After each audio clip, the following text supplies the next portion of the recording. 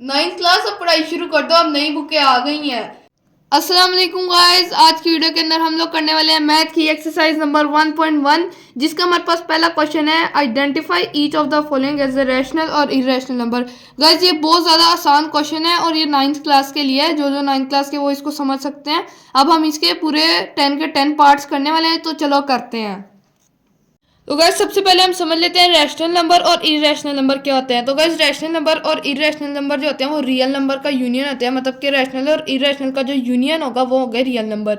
Rational number वो number होते हैं जो फ्रैक्शन फॉर्म में होते हैं, जैसे कि 1/2, जैसे कि 1/3। जो नंबर्स फ्रैक्शन फॉर्म में आते हैं वो रैशनल नंबर होते हैं, और इरेशनल वो होते हैं जो सादे नंबर्स होते हैं, जैसे कि 2, 3, 4, जो सादे नंबर्स होते हैं। मगर अब इनके अंदर टाइप्स आती है, जैसे कि अब हम ऐसे थोड़ी ना करेंगे कि हर नंबर ही फ्रैक्शन फॉर्म में होगा तो वो रैशनल नंबर है, इसलिए हम समझते हैं। तो रैशनल नंबर जो होते हैं वो होते हैं टर्मिनेटिंग और रिकरिंग। टर्मिनेटिंग और रिकरिंग का मैं आपको बताता हूँ, पहले हम लिख लेते हैं रिकरिंग।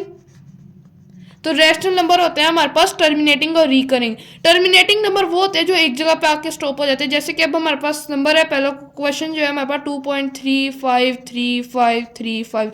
अब गाइस देखें, ये नंबर जो है वो एक जगह पे आके रुक गया है। मतलब कि एक नंबर होता है जैसे कि 2.678 9 10, आगे आगे चलता जा रहा है, चलता जा रहा है, जिसके लिए हम डॉट्स का यूज कर देते हैं बताने के लिए, वो चलता जा रहा है। अब ये वाला जो नंबर है वो है टर्मिनेटिंग, क्योंकि ये एक जगह पे रुक गया, ये 5 तक स्टॉप हो गया, इसका स्टॉप पॉइंट है। लेकिन जो ये नंबर है वो चलता जा रहा है, चलता जा रहा है, उसकी वैल्यू चलती जाती है, तो इसको हम करेंगे टर्मिनेटिंग। टर्मिनेटिंग की तो हमें समझ आ गई, वो नंबर जो रुक जाते हैं एक जगह पे आके, जिनका स्टॉप पॉइंट होता है 2.353535, ये रुक गया, ये टर्मिनेटिंग है। और अब हम समझते हैं रिकरिंग नंबर। रिकरिंग नंबर वो होते हैं जो सेम सेम होते हैं, जैसे कि ये 2.353535, मतलब कि आप देखिए पैटर्न रिपीट हो रहा है, 353535। ये नहीं है कि 6 7 8 9 1 0 अलग अलग नंबर्स नहीं आ रहे, पैटर्न सेम रिपीट हो रहा है, जिसके लिए हम एक बार का भी यूज करते हैं। जैसे कि हम लिखेंगे 2.3535 है ना, हमारे पास सेम सेम जा रहा है, तो हम लिखेंगे ये 2.35 बार। इस बार का मतलब होता है कि नंबर सेम सेम चली जा रहा है, चली जा रहा है, चली जा रहा है। जैसे कि अब हम कर लेंगे 0.4, ये हमारे पास 0.4। अब 0.4 के ऊपर बार आ गए, इस बार का मतलब है कि ये जो 0.4 है ये सेम जा रहा है, 0.444444, ये चलता आ जा रहा है, अनलिमिटेड है। अब आप लोग कहेंगे कि ये तो अनलिमिटेड है, मतलब कि ये नॉन टर्मिनेटिंग है, चलता जा रहा है, तो ये तो फिर टर्मिनेटिंग नंबर ही नहीं है। और रैशनल नंबर जो होते हैं वो तो टर्मिनेटिंग होते हैं, मगर रैशनल नंबर टर्मिनेटिंग तो होते ही होते हैं, लेकिन रिकरिंग ही होते हैं। अगर जो ऐसे नंबर है ना जो चलते जा रहे हैं, जैसे कि ये है, ये चलता तो जा रहा है मगर इसके अंदर कोई पैटर्न रिपीट नहीं हो रहा है, 6 7 8 नंबर्स बदलते जा रहे हैं, मगर इसके अंदर पैटर्न रिपीट हो रहा है 4 4 4 4 4। तो ये होता है हमारे पास रिकरिंग नंबर, इसलिए हम 4 को बार बार थोड़ी ना लिखेंगे, डॉट्स लगाएंगे, तो हम लोग लिखेंगे 0.4 ऊपर डाल देंगे बार, इसका मतलब है ये रिकरिंग है। ये टर्मिनेटिंग नंबर है और ये रिकरिंग नंबर है, जिसके आगे हम लगा देते हैं आर, आपको समझ आ जाए। ये रिकरिंग है और ये टर्मिनेटिंग है। अगर हमारे पास सवाल आता है, जैसे कि हमारे पास सवाल आ गया 2.7935, अब ये टर्मिनेटिंग है। ठीक है गाइस, आप लोग अब ये दोनों चीज़ें तो नहीं है, टर्मिनेटिंग और रिकरिंग दोनों साथ तो नहीं, लेकिन ये खाली टर्मिनेटिंग है, इसका मतलब ये एक रैशनल नंबर है। लेकिन अब हमारे पास क्वेश्चन आता है 2.5555, या तो क्वेश्चन आ जाता है हमारे पास 2.5 और बार, इसका मतलब ये एक रिकरिंग नंबर है। और टर्मिनेटिंग तो था ही था, ये रिकरिंग भी आ गया। अब जो रिकरिंग नंबर है वो भी हमारे पास रैशनल नंबर आएगा, क्योंकि वो भी उस हम लोग का जो रैशनल नंबर होता है वो टर्मिनेटिंग और रिकरिंग दोनों होता है, इसलिए ये रिकरिंग आ गया और ये टर्मिनेटिंग आ गया। टर्मिनेटिंग नंबर जो रुक गया यहाँ पे आके 5 तक, इसका स्टॉप पॉइंट है, और ये रिकरिंग नंबर है, यानी कि स्टॉप नहीं हो रहा लेकिन पैटर्न सेम रिपीट हो रहा है। अब हम समझते हैं इरेशनल नंबर।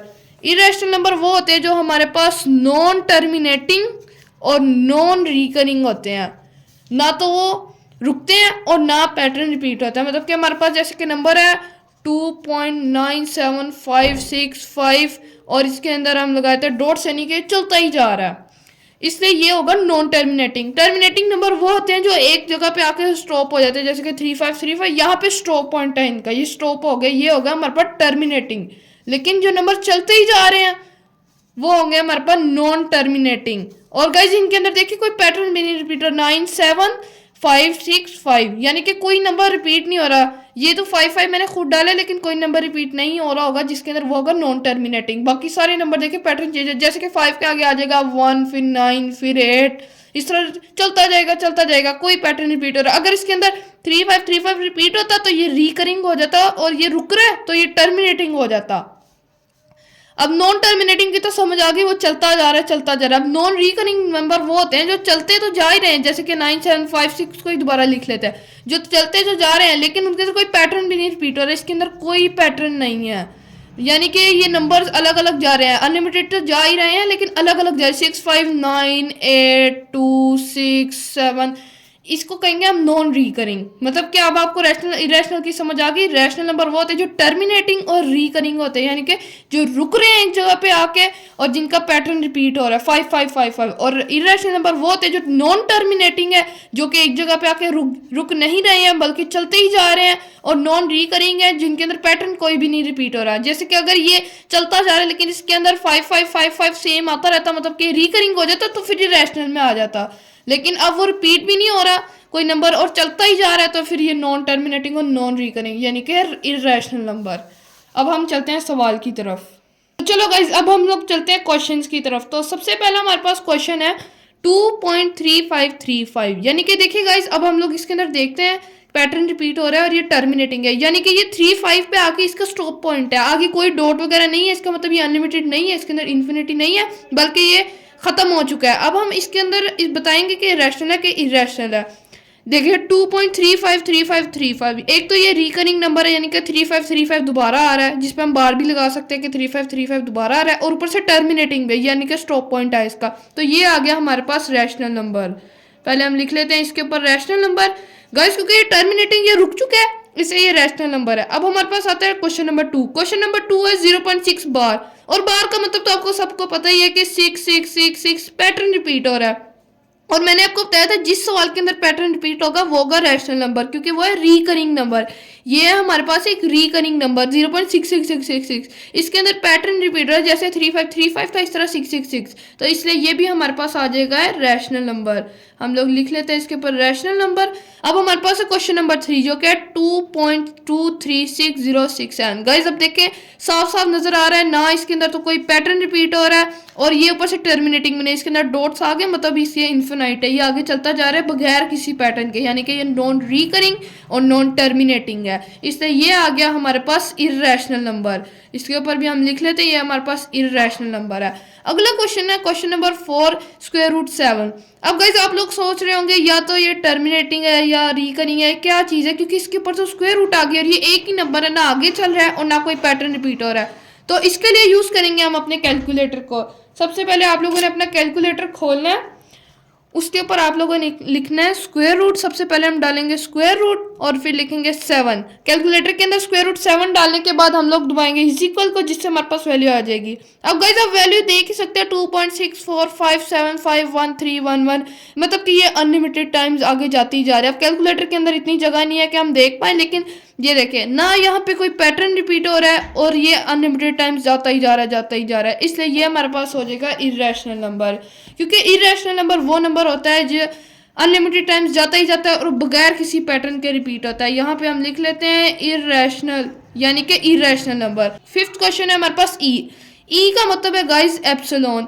एप्सिलॉन की भी एक गाइस वैल्यू होती है जो कि हम कैलकुलेटर पे देख सकते हैं। हम यहाँ पे लेंगे कैलकुलेटर को और यहाँ पे अब हम लिखेंगे एप्सिलॉन को, शिफ्ट दबा के ये आ गया एप्सिलॉन और ये आ गई इसकी वैल्यू। गाइस ये बुक के पीछे भी लिखते हैं, अगर आप बुक के पीछे से देखना चाहें वहाँ पे लिख सकते हैं। गाइस आप इसकी वैल्यू देख सकते हैं 14.09403011। गाइस ये सेम उसी की तरह है, इसके अंदर ना कोई पैटर्न रिपीट हो रहा है और ये नॉन टर्मिनेटिंग है ना रुक रहा है, इसलिए ये भी हमारे पास आ जाएगा इररेशनल नंबर। ई भी हमारे पास आ गया इररेशनल नंबर, इसके ऊपर भी हम लिख लेते हैं इररेशनल।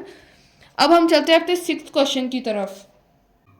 तो गाइस चलो अब चलते हैं हमारे 6th क्वेश्चन की तरफ। तो गाइस 6th क्वेश्चन है हमारे पास पाए, और पाए का तो आप सबको ही पता है, और जिसको नहीं पता मैं बता देता हूँ। तो पाए हमारे पास एक वैल्यू है जिसकी एक परमानेंट वैल्यू होती है, यानी कि अब हम कैलकुलेटर पे देख सकते हैं, हम दबाएंगे शिफ्ट प्लस पाए। तो गाइस ये हमारे पास पाए है जिसकी वैल्यू होती है इज इक्वल दबा के आ जाएगी 3.141592654, यानी कि गाइस जैसे एप्सिलॉन की थी अनलिमिटेड टाइम जा रही है, नॉन टर्मिनेटिंग और नॉन रिकरिंग। ये देखिए गाइस, अब कोई भी पैटर्न यहाँ पे नहीं रिपीट हो रहा है, इसका मतलब आप लोग को पता चल ही गया होगा ये है इरेशनल नंबर, यानी कि इसके नीचे हम लिख लेते हैं इरेशनल। पाई और एप्सिलॉन दोनों की एक परमानेंट वैल्यू जो हमने देख ली कैलकुलेटर के ऊपर, पाया गया हमारे पास इरेशनल। ये तो हमारा 6 क्वेश्चन। अब ये है गाइस हमारा 7th क्वेश्चन। 7th क्वेश्चन है हमारे पास 5 + 11। अब आप लोग सोच रहे होंगे ना तो ये टर्मिनेटिंग है ना रिकरिंग है, बल्कि ये ना चल रहा है ना रुक रहा है और ऊपर से स्क्वायर रूट आ गई। तो गाइस इसको सोल्व करने के लिए भी हमें चाहिए होगा हमारा कैलकुलेटर, जिसके ऊपर हम लिखेंगे 5 प्लस ब्रैकेट डालेंगे सबसे पहले हम स्क्वायर रूट 11। अब गाइज ये आ गया हमारे पास, जिसको हम कर देंगे इज इक्वल, और इज इक्वल करने के बाद हमारे पास इसकी वैल्यू आ चुकी है 8.31662479, यानी कि गाइज सेम पाई और एप्सिलॉन वाला।